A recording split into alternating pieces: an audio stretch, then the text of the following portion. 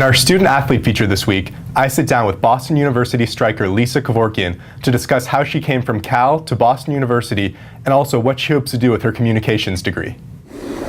In just one season at Boston University, Lisa Kevorkian made an undeniable impact on the soccer field. The graduate student transfer from Cal led the America East in points and goals and helped the Terriers win their fourth straight league title and also earned NSCAA All-America status. I had the chance to catch up with Kevorkian to discuss her path to Boston University and her great efforts in the classroom and on the soccer field. Hey there, America East fans. I'm Max Mandel, and today I'm joined by Boston University women's soccer player Lisa Kevorkian. Lisa, how's it going today? It's going pretty well. How are you? I'm doing great, thanks. And it's a pretty exciting time to be with Lisa right now. She was just named an All-American, which is obviously a pretty big deal. But we'll get to that in a second. I want to start this off by going back a little bit with your career. And you were at Cal to start your college career. You put together a very nice career there, and then you end up transferring over across the country to Boston University. Can you talk a little bit about how that came about, how you're done playing at Cal and then all of a sudden BU becomes a realistic possibility? Well, I initially didn't even know that I could play a fifth year at another college, and I was just done with my undergrad, had finished all my schooling up, and they didn't have a program for communications, a grad program at Cal. So I figured, I've always wanted to move to the East Coast, try it out. So I decided to call up Coach Feldman, who has graciously given me a chance to come out here. She was kind of taken aback when I asked her. It was kind of out of the blue. And I just had to get my GREs done and apply, and it was kind of a big mess. A lot of things had to fall into place for me.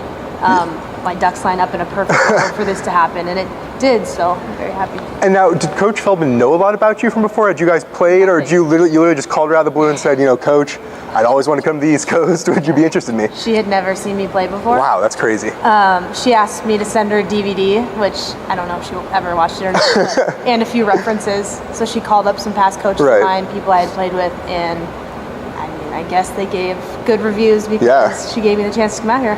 Now, were you at all familiar before you came over here, or even when you got here, had you done a little research on how the America East, what the competition level was like? I didn't come here for the soccer. I came here for the grad program, and soccer was just a fantastic byproduct for me to get into. And so you're here studying communications, that's right? Yes. Now, what do you want to do with this communications degree? Have you thought at all about, now that this year's over and you're finishing up your schooling, what do you want to do post-soccer now? Yeah, I would love to get into some kind of sports journalism. Oh, cool. Whether it be broadcasting in front of the camera or even just writing. Yeah. So I'm hoping next season I'll be here for another semester in the fall, maybe being able to get on staff the Daily Free Press. Oh, that'd be great. Cover the soccer team. Yeah. Or even trying to get into some type of broadcasting. I'm not taking any classes yet for that, but that would be even cool to maybe get involved with the games or something. Is that something you've always kind of been interested in, was broadcasting? So even, when you're younger, you're like, boy, when I'm done with soccer, really? I'd watch ESPN. Yeah. My dad was watching ESPN and I'd be like, I want to do that because I love sports. But even regular news would be okay too. Anything. Is there any sportscaster, broadcaster you kind of looked up to or kind of said, boy, that'd be kind of a cool who would that be? Michelle Beadle on Sports Nation. Yeah. I love the program. I don't know if I'd look up to her per se, but I really want her job. That's awesome. Now let's go back to the soccer field for a bit. Okay. I read correctly that you scored 35 points in your career at Cal. You come here and you scored 37 points in one season.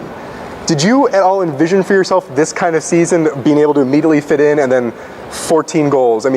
Were you surprised by how it came about? I was very surprised. Yeah. I kind of just came in here, when I called Coach, the first thing I told her was, I just want to be a part of a team again. Yeah. Whatever role you give me, I will be happy to fulfill.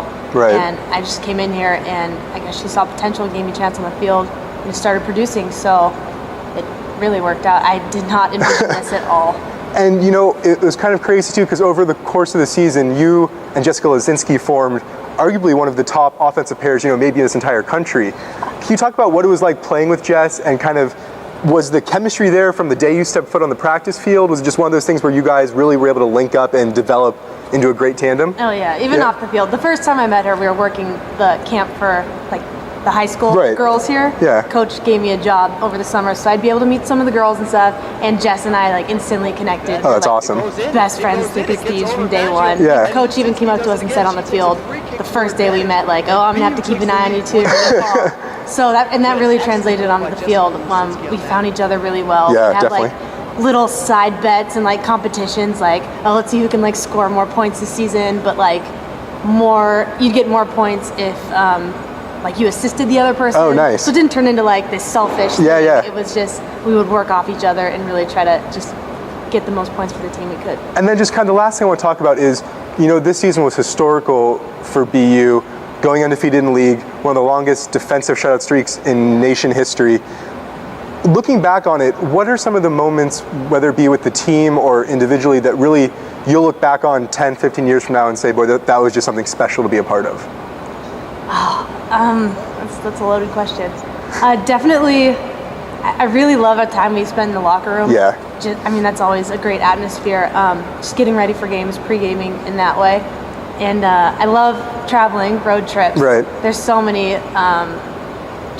things that happened in like the hotel rooms, yeah, buses of course. and stuff, or like practical jokes and all that. It's definitely the off the field stuff, but then there's some on the field stuff, like winning the America East was huge for us, and like our upset against William and Mary down in Virginia was huge. I think they were ranked like 22nd at the time. And it's just the little things, but mostly the off the field things and just the bonds you create with people. Awesome. That's great. And that's all we have Lisa Kevorkian for today. I want to thank her again for making the time for us. Thank you. Thank you.